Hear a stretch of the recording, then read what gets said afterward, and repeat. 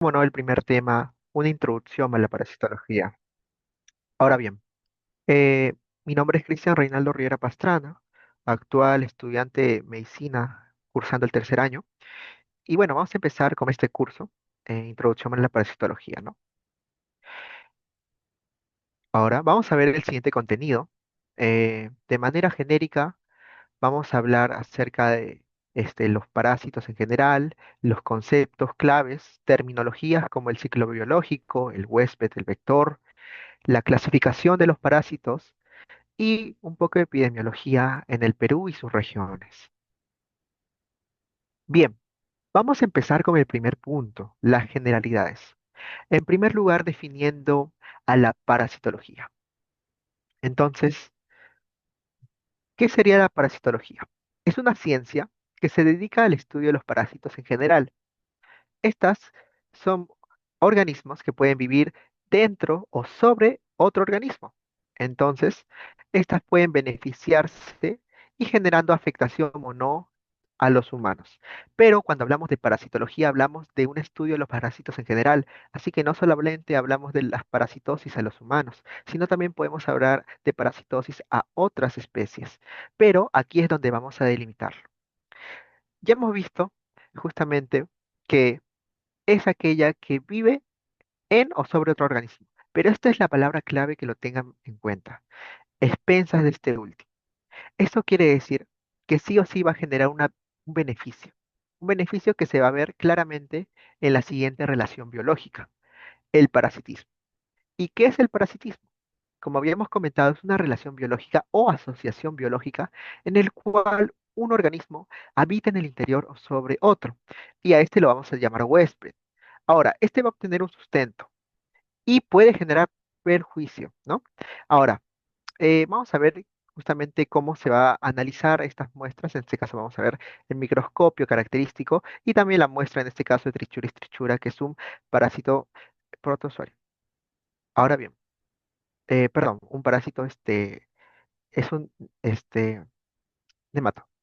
Ahora, vamos a ver que existe otras asociaciones biológicas. Como habíamos visto, aparte del parasitismo, vamos a encontrar al comensalismo, vamos a encontrar al inquilinismo, al oportunismo y a la simbiosis. Ahora, ¿la parasitología puede estudiar estos? Claro que sí. Sin embargo, se enfoca más que nada al daño que pueda generar en el humano. Por ejemplo, aquí de color rosado podemos ver las especies, ¿no? Y los géneros. En este caso, el oportunismo es una asociación en donde, en este caso, vamos a dar el ejemplo del Cryptosporidium. El Cryptosporidium va a beneficiarse mutuamente cuando, en este caso, el hospedador va a tener una deficiencia. Pero, ¿qué deficiencia? Por ejemplo, el ser humano. Cuando el ser humano se deprime inmunológicamente, el Cryptosporidium va a atacar. ¿Hay otras especies que generan ello? Sí. Por ejemplo, en los hongos, el Candida albicans. Es una especie muy reconocida que justamente afecta a personas inmunodeprimidas. También otras, como el Pneumocystis, y entre otros, ¿no? Ahora, el comensalismo, claramente el ejemplo más representativo es entre la rémora y el tiburón, ¿no? En donde uno sale beneficiado y el otro no. El otro simplemente ni se beneficia ni tampoco recibe un perjuicio. El inquilinismo se da entre especies en donde una no va a beneficiar del todo a la otra. Simplemente se va a hospedar, se podría decir, como su mismo nombre lo dice. En este caso lo vamos a ver dentro del género, perdón, de la especie Schistosoma. En este caso vamos a darnos cuenta que hay un macho y una hembra. El macho va a tener un mayor tamaño y la hembra se va a alojar en este regazo que ven acá y va a estar así toda su vida. Esto es lo que llamamos inquilinismo. Y la simbiosis, claramente, entre nuestro amigo el pez Nemo y la alga, ¿no? Que más que nada uno necesita sí o sí del otro para poder existir y poder desarrollarse. Sin el otro no puede vivir, se podría decir. Ahora vamos a hablar acerca de los tipos del parasitismo. Vamos a encontrar que los más importantes van a ser el obligatorio, el accidental y el facultativo. pero voy a explayarme un poco más en otros que también son importantes, ¿no? En primero, el parasitismo obligatorio. Como su mismo nombre lo dice, son aquellos que sí o sí obligatoriamente tienen que vivir dentro de un huésped. Vamos a más adelante a definir los huéspedes. Sin embargo, por ahora hay que tener en cuenta que un huésped es aquel ser vivo en donde se aloja un parásito. Entonces, vamos a dar el ejemplo del Plasmodium. El Plasmodium va a ser un parásito que sí o sí va a tener que vivir tanto en el humano como en el mosquito, en este caso el Anopheles. Entonces, si el Plasmodium sale del cuerpo humano o sale del mosquito, no va a poder desarrollarse y va a morir. En cambio, va a tener que sí o sí estar dentro del organismo, en este caso del ser humano. Tendríamos el parasitismo facultativo. El parasitismo facultativo es aquel en donde el parásito puede o no estar dentro de un ser vivo. En este caso, un ejemplo característico va a ser de las amebas de vida libre. Como ejemplo, Nanaigleia fowleri. Esta se va a caracterizar porque van a vivir en ríos, van a vivir en el bosque o pueden vivir en otros hábitats. En este caso, la Naegleria fowleri se va a encontrar en las piscinas que no están bien adecuadas, ¿no? Las piscinas sucias. Y estas pueden o no ingresar dentro de un organismo, en este caso el ser humano, si es que las circunstancias son favorables para poder entrar, ¿no? Entonces, en este caso, si una persona se va a una piscina donde está sucia y justamente se apoya en las paredes, porque estos organismos se encuentran en las paredes de las piscinas sucias, estas pueden ingresar por vía nasal, ¿no? Ahora bien, el parasitismo occidental puede parecer un poquito confuso, sin embargo, va a tener más que nada una relación en que puede que sí esté dentro del ser vivo, pero no es que necesariamente tenga que estar para poder sobrevivir, como en este caso el Plasmodium. Ejemplo de ello tendríamos el Echinococcus granulosus. El Echinococcus granulosus es un parásito que se encuentra principalmente en el perro. Sin embargo, por motivos o ya sea del ciclo de vida de este mismo parásito, puede ocasionar un parasitismo en el humano. Ahora, este es accidental porque no es común, pero sí se puede dar. El otro parasitismo es el extraviado o el aberrante también. Anoten, aberrante. Este más que nada es anormal. Ahora, aquí puede haber una confusión entre el parasitismo occidental con el extraviado. Sin embargo, recuerden esto, el parasitismo extraviado es aquel que es anómalo. O sea, puede estar en otro organismo, como el ser humano, sin embargo, no es que se desarrolle del todo. Por ejemplo, en el Echinococcus granulosus podemos ver que el parasitismo accidental implica que puede desarrollarse dentro del humano, sí, pero no es lo habitual. En cambio, en el extraviado es que no se desarrolla del todo en el ser humano. Ejemplo de ello es el Toxocaracanis. El Toxocaracanis es un parásito que habita dentro de, normalmente, habita dentro del perro. Sin embargo, cuando por X motivos se transmite dentro del humano, esta no va a generar el ciclo de vida normal, ¿no? O sea, va a cerrar un ciclo, sino va a estar ahí generando este daño, pero sin ningún propósito, ¿ok? Entonces, uno sí puede cumplir su ciclo de vida, como el Echinococcus granulosus, el otro, lamentablemente, no puede cumplir su ciclo de vida. Y por último, el parasitismo errático. Como su mismo nombre lo dice, es aquel que no encuentra una localización en específica. Es por ende que puede encontrarse en muchos órganos, ¿no? O sea, puede ser migratorio. Por ejemplo, el Ascaris lumbricoides. Ahora, un dato de esta ahorita es que el Ascaris lumbricoides, entre otros gusanos, van a generar lo que llamamos el ciclo de Love. El ciclo de Love justamente va a dar énfasis a la definición del parasitismo errático porque este es un ciclo en donde el mismo va a migrar a otras áreas de diferentes órganos, por ejemplo, el Ascaris lumbricoides, que normalmente se encuentra en el sistema digestivo, va a migrar al sistema respiratorio usando las vías digestivas y las vías respiratorias, ¿no? Es lo que digo. Bien, hablando ahora acerca del ciclo biológico, vamos a ver que hay dos tipos, un ciclo directo o monoxeno o monoxénico y otro indirecto heteroxeno o heteroxénico. Empezamos con el primero. Ahora, para poder entenderlo mejor, aquí he preparado un gráfico para que sea más dinámico, ¿no? Como su nombre lo dice, el ciclo biológico directo es aquel en donde solo necesita un huésped. Puede ser este, definitivo, tiene que ser definitivo. Ahora, este puede ser de dos maneras, tanto un ciclo corto como un ciclo largo. Vamos a ver aquí, aquí tenemos al ser humano, y el ser humano, pues, imaginemos en el ciclo de vida del Trichuris trichura, que es un parásito, justamente va a defecar. Ya, defeca el parásito. Aquí está su huevo, el huevo puede evolucionar, puede desarrollarse, y la característica es que este huevo puede reinfectarse. Entonces vamos a ver que aquí sale por las vías de las heces, externamente se desarrolla generando células, sigue avanzando en el estadio celular y el mismo ser humano lo consume. Este es el ciclo de vida monogénico. Y ahora, aquí hay un término importante que quiero resaltar, la reinfestación. La reinfestación es característico en el ciclo biológico directo. ¿Por qué?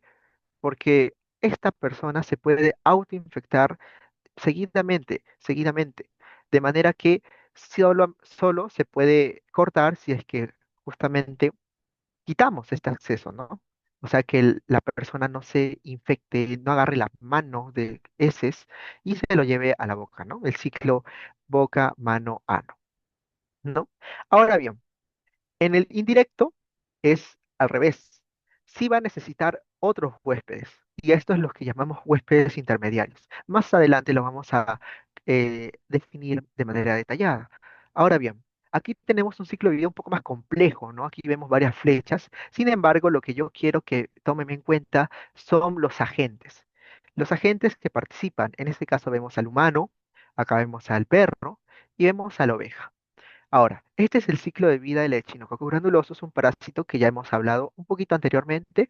Sin embargo, como característica vemos que aquí no solamente participa el humano, participa también otros animales, como ya hemos dicho. Y la diferencia es que el desarrollo también puede darse en estos animales y no solamente en el humano, ¿no?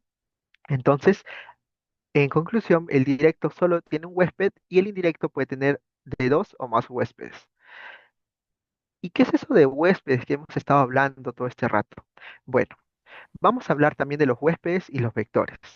Ahora bien, el huésped es aquel individuo, ser vivo, que va a alojarse el parásito. Entonces, el parásito puede alojarse en diferentes seres vivos. El más estudiado claramente por la parasitología va a ser el humano. Sin embargo, en condiciones apropiadas, el parásito va a desarrollarse o va a formar parte como un vector. En primer lugar, el huésped puede tener varios tipos. El huésped definitivo, al igual que el parasitismo definitivo, es aquel en donde sí o sí el parasitismo se desarrolla completamente y madura sexualmente. Esto es algo que quiero que tomen en cuenta porque en muchas preguntas, como característica principal del huésped definitivo, es que es aquel en donde el parásito se reproduce sexualmente, o sea, hace la gametogénesis. Y bueno, ejemplo de ello vamos a tener a la tenia saginata, ¿no? En el ser humano, la famosa tenia de la vaca, ¿no? Ahora bien, vamos a ver al huésped intermediario. El huésped intermediario es aquel en donde no se reproduce sexualmente, sino asexualmente, y que también puede congeniar con otros huéspedes intermediarios. Ejemplo de ello es el Echinococcus granulosus. Ahora, vamos a retroceder para que nos demos cuenta. En este caso, en el ciclo de vida del Echinococcus granulosus, vemos que el ser humano es un huésped intermediario. O sea, aquí en el ser humano, cuando ingresa por la boca, va a ingresar el huevo del Echinococcus, pero solo se va a desarrollar hasta cierto punto. Y ya cuando sale el huevo por las heces, esta va a ser consumida y es en donde el perro va justamente a tener este parásito y acá se va a desarrollar de manera sexual. Por ende, en el ciclo de vida del Echinococcus granulosus, el humano funciona como un huésped intermediario y el perro como un huésped definitivo. Ahora, bien, seguimos. Hay otros tipos de huéspedes, como habíamos comentado. Tenemos al huésped también accidental, así como el parasitismo accidental es aquel huésped en donde no recibe comúnmente el parásito. Puede que sí, puede desarrollarse el ciclo, claro, pero no es lo común. En este caso, vamos a ver la tenia saginata, pero en el caso de la vaca o el cerdo. Ahora, aquí con pinzas en el huésped paraténico, porque el huésped paraténico es aquel en donde el parásito puede vivir, pero no se desarrolla. En pocas palabras, ¿qué quiere decir esto, Cristian? Quiere decir que el parásito puede estar en un vehículo, como quien dice, pero no pasa de un estadio a otro, sino se queda estático. Ejemplo de ello son los vectores, ¿no? Por ejemplo, el Diphyllobothrum latum, que es justamente un parásito, que funciona este, como vector en el pez de agua dulce. O sea, el pez de agua dulce lo lleva, es un vector para el Diphyllobothrum latum. Lo lleva y es ahí en el ser humano en donde va a generar justamente una afectación, ¿no? Ahora, el último huésped es el huésped reservorio. Más que nada esto se relaciona a zonas endémicas, en donde una infección puede ser persistente. Y acá es donde retomo.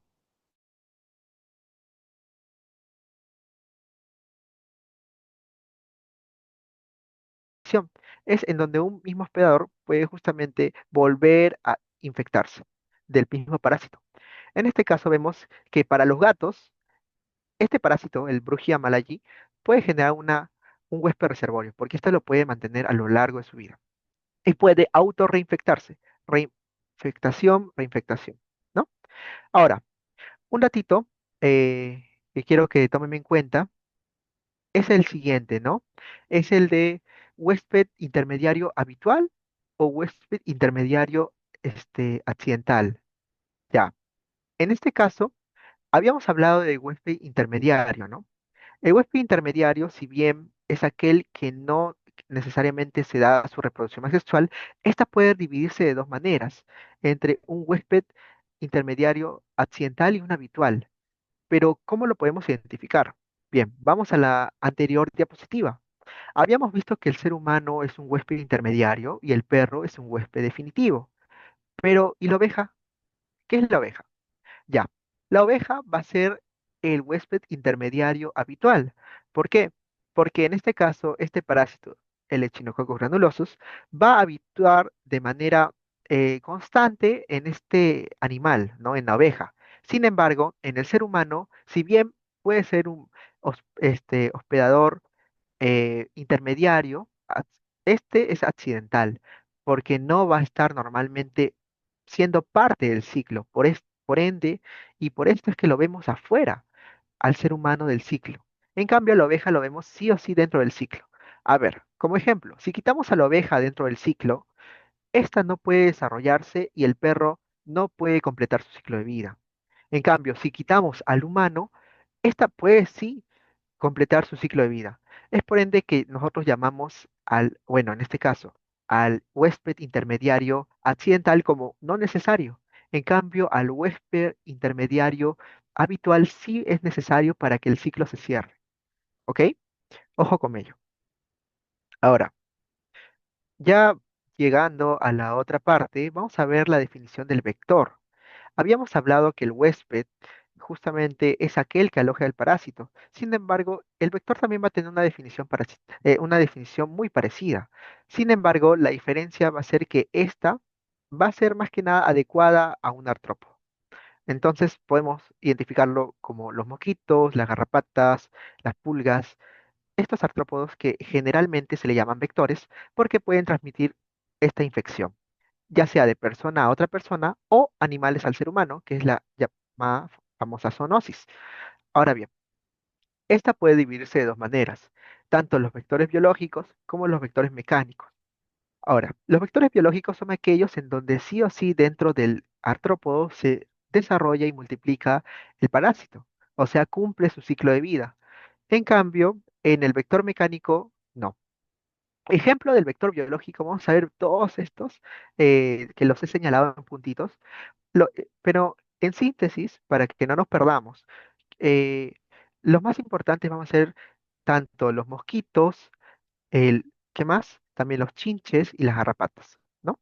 Aquí voy a poner algunas imágenes, por ejemplo, el famoso mosquito anófeles, que justamente es aquel que lleva dentro el agente de la malaria. Ahora, cuando hablo agente, me refiero a aquel, parásito el cual va a producir una enfermedad.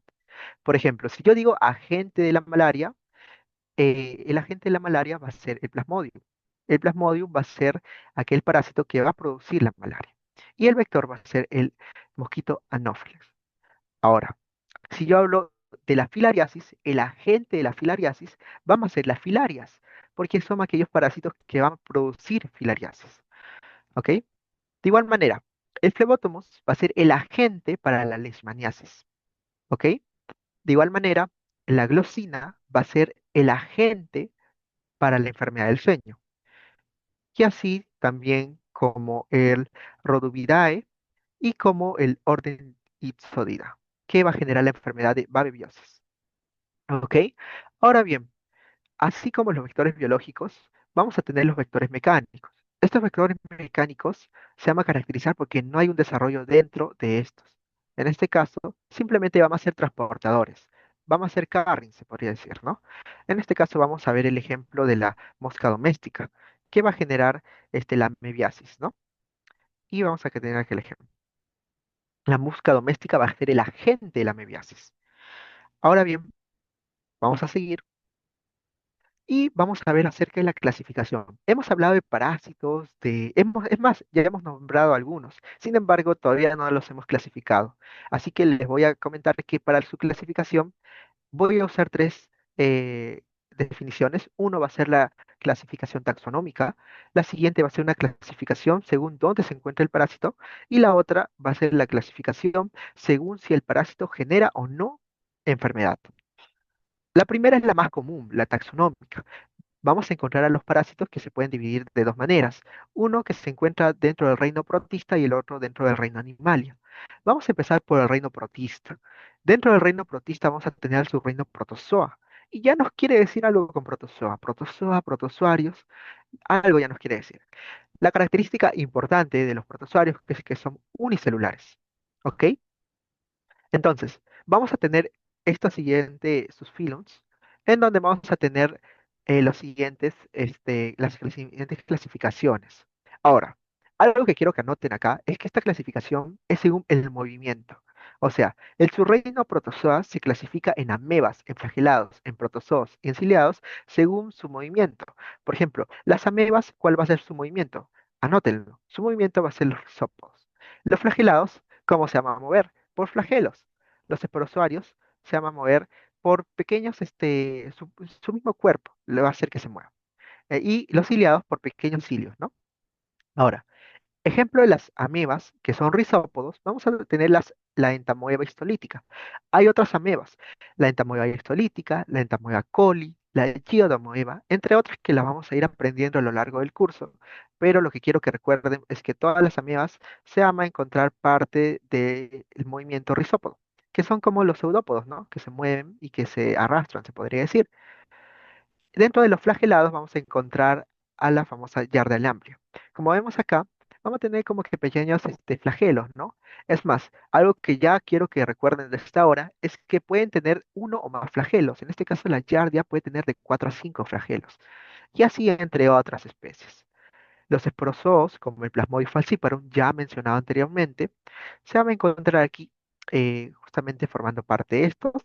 Y los ciliados, el más característico, el Balantidium coli, porque va a tener pequeños cilios, ¿no? Y es el más importante de los ciliados.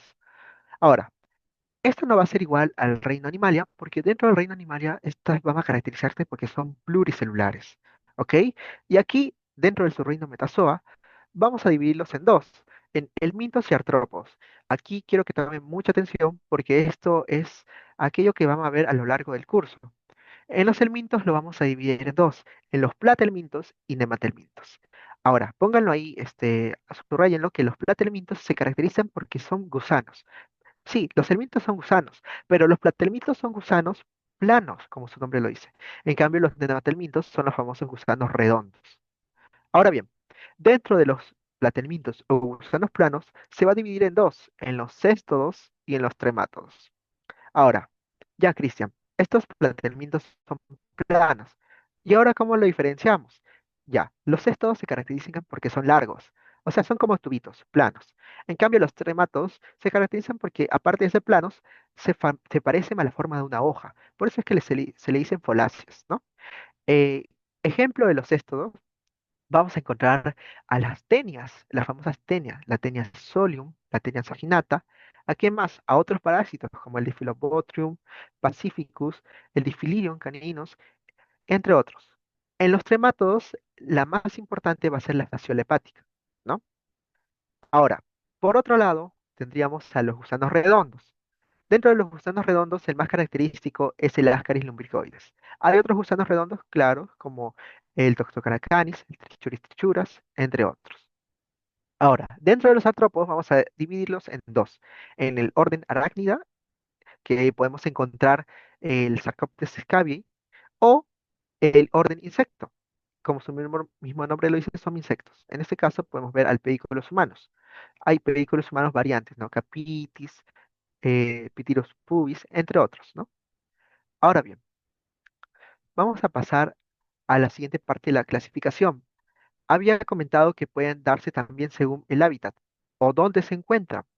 Estas pueden encontrarse afuera o dentro del cuerpo. Los que se encuentran adentro del cuerpo son los llamados endoparásitos. Estas se caracterizan por habitar dentro del huésped.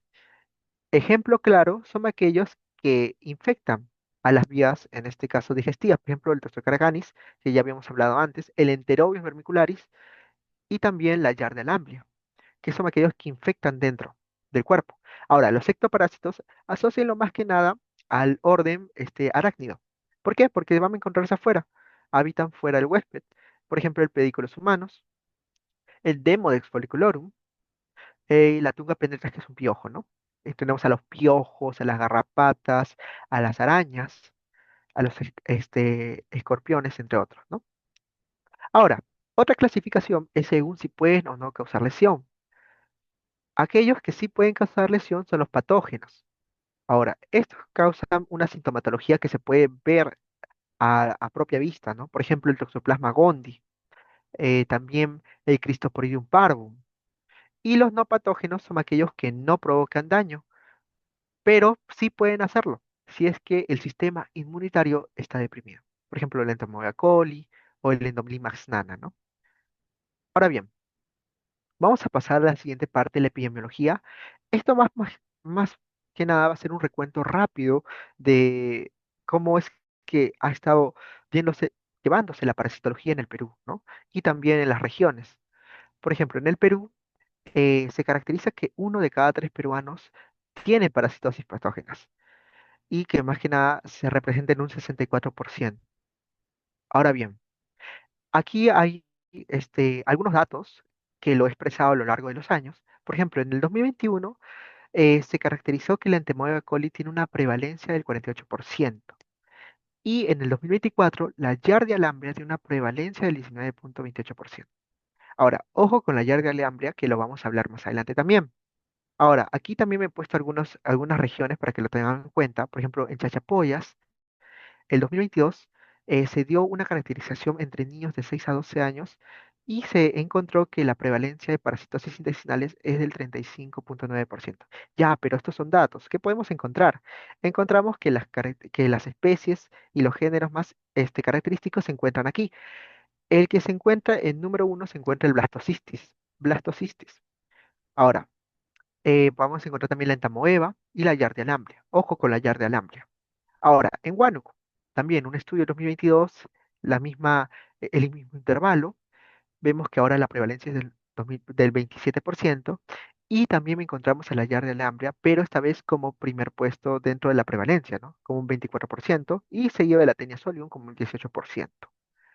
Por último, el mismo Lima, pero Lima región, vamos a encontrar que el 2018 se encontró que la parasitosis intestinal fue de acerca del 79,5%. Ahora, en este caso vamos a tener otro tipo de gen, Blastocystis hominis, el 83,6% en yauyos, y la Yardia lamblia en 36,1% en oyón. Ya, de todo esto, ¿qué podemos rescatar? Rescatamos que el parásito protozoo más común es la Yardia lamblia.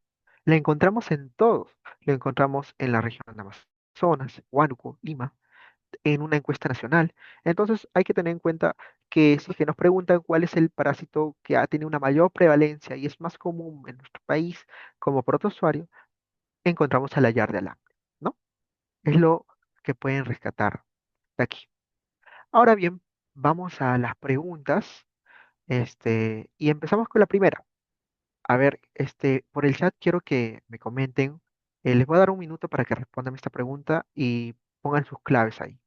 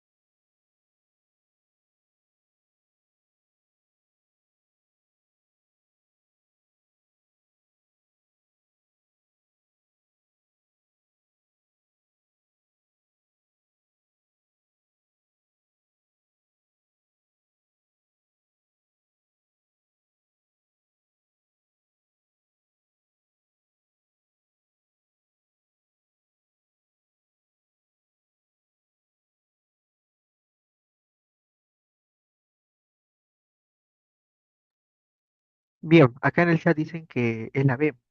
Ya, vamos a ver las otras claves. La pregunta dice, ¿qué tipo de relación biológica describe el parasitismo? La A, una relación donde ambos organismos se benefician mutuamente. Habíamos hablado que dentro de las asociaciones biológicas, aquellos organismos donde se benefician mutuamente es el comensalismo. Entonces, esta no es la clave. La C, una relación donde el huésped siempre resulta beneficiado. Tampoco. Esta no viene a ser el parasitismo. La D, una relación exclusivamente entre microorganismos. Para nada. La E, una relación donde hay una interacción biológica. No. La B, una relación donde hay un organismo que habita sobre otro y se beneficia a expensas del huésped. Sí, esa sería la clave, ¿no? La respuesta es la B. Ahora, siguiente pregunta. ¿Cuál es la característica principal de un ciclo biológico monoxeno? A ver, quiero que respondan en el chat. Les voy a dar esta vez 30 segundos.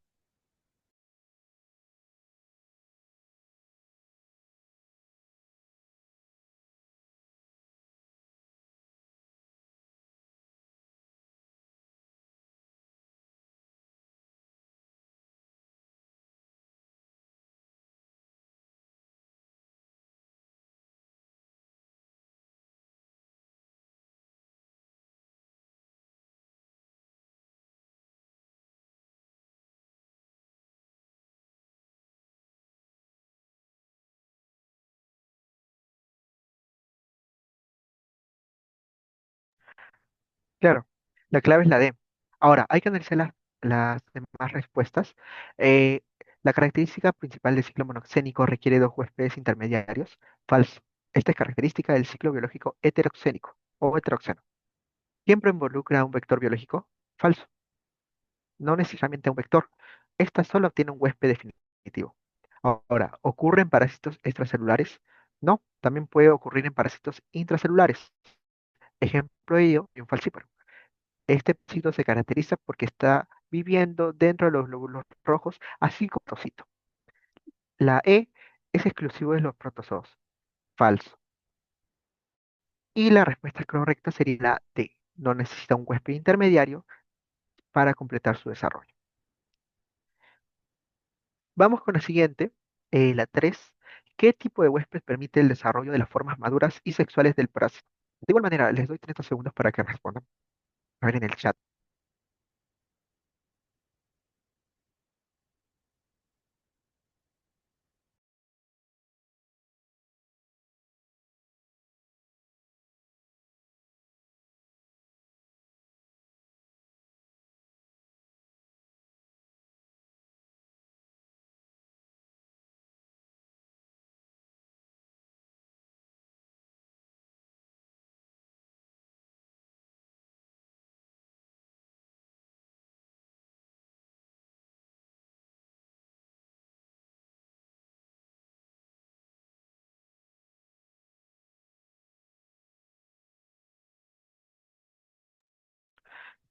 Bien, aquí en el chat me dicen que la respuesta es la C.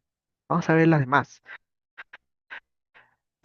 No, en el huésped intermediario se desarrollan las formas inmaduras y las asexuales. En el huésped accidental, no necesariamente. En el huésped definitivo, sí. En el paraténico más que nada sirve como vector mecánico.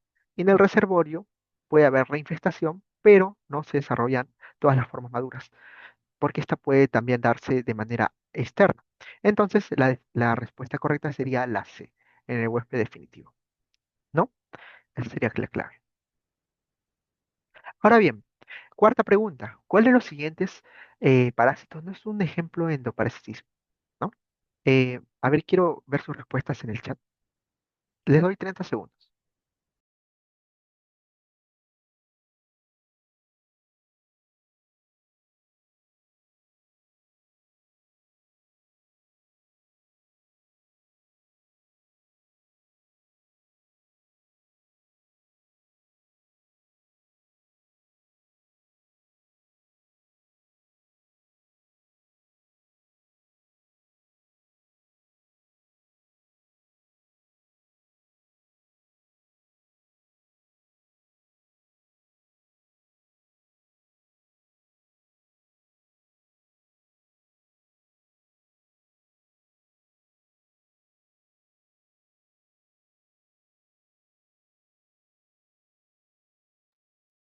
Bien, aquí dice el chat la C. Bien, vamos a ver las demás alternativas. El Toxocara canis. El Toxocara canis es un parásito que habita de manera habitual como huésped definitivo en el perro. Ahora, el Interleucus vermicularis también habita de manera endoparásita. Eh, entonces, no sería. La Yardia lamblia también habita dentro del ser humano. Y el Ascaris lumbricoides habita en el tracto digestivo. Por ende, la respuesta incorrecta sería el pedículos humanos, porque esta habita más que nada en la superficie de las pieles y pueden generar justamente según sus variedades, ¿no? Pedículos humanos, pedículos capitis o variedades Pithecus pubis, ¿no? Ahora bien, vamos a la última pregunta, la 5. Dice, ¿cuál de los siguientes parásitos requiere un huésped intermediario para completar su ciclo de vida? Ahora, acá tenemos 5 alternativas. A ver, ¿cuál sería la respuesta correcta, chicos, en el chat?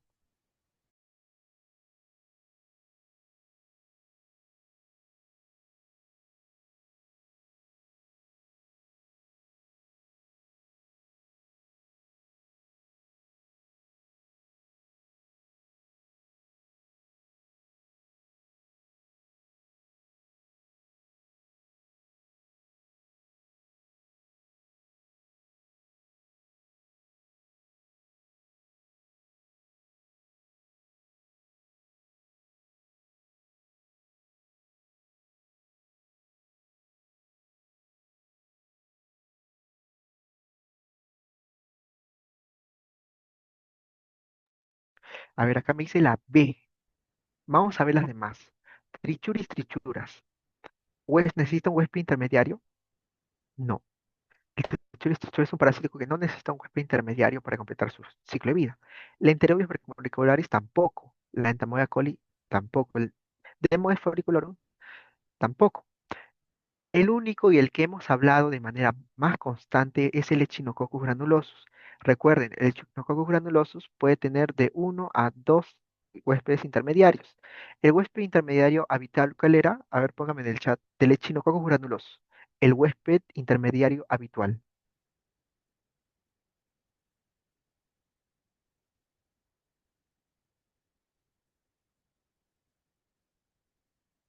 Uy, ¿qué pasó? ¿Nadie? Lo hemos hablado. La oveja. Claro, la oveja es el huésped intermediario habitual. El que sí o sí necesita estar dentro del ciclo de vida, del ciclo biológico para completar este, el ciclo, ¿no? Ahora, ¿cuál era el huésped intermediario accidental? El accidental, el humano, ajá, el humano. Y el huésped definitivo era el perro, ¿no? Y la respuesta es la B. Y bueno, chicos, eso sería todo de parte de la primera exposición. Eh, bueno. Si tienen algunas dudas, bueno, hacérmelo llegar al chat. En verdad, este tema es eh, un tema que pueden tomarlo para que puedan ver la clasificación más que nada de los parásitos, ya adentrándose también a la taxonomía, porque es muy importante recordar la clasificación de los parásitos. A los huéspedes es importante conocer los tipos de huéspedes, y en general les va a ayudar mucho para poder descubrir el ciclo biológico de tantos parásitos que hay y que tienen que sí o sí aprendérselos. Bueno, eso sería todo, chicos, y muchas gracias.